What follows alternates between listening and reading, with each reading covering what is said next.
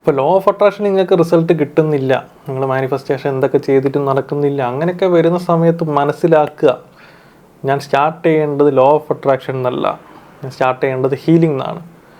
കാരണം ഹീലിംഗ് വേണം. കാരണം നമ്മൾ ലോ ഓഫ് അട്രാക്ഷൻ ചെയ്യാൻ വെച്ചിട്ടുണ്ടെങ്കിൽ ഒരു ഫെർട്ടൈൽ ഗ്രൗണ്ട്, ഒരു നല്ലൊരു പ്ലോട്ട്, നല്ലൊരു ഗ്രൗണ്ട് എടുത്തിട്ട് അവിടെ നമ്മൾ വിത്ത് പാകി അത് വളരുന്ന സമയത്താണ് ഈ ലോ ഓഫ് അട്രാക്ഷൻ മാനിഫെസ്റ്റ് ആവുന്ന രീതിയിൽ പറയാൻ പറ്റുക.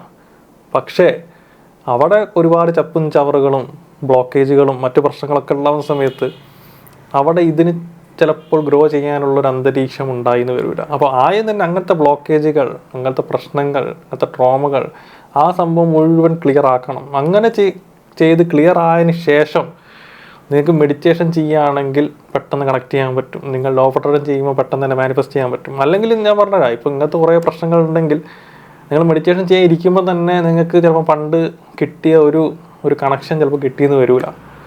അപ്പോൾ അത് ശ്രദ്ധിക്കുക. അപ്പം നമ്മൾ സ്റ്റാർട്ട് ചെയ്യേണ്ടത് ഹീലിംഗ് എന്നാണ്.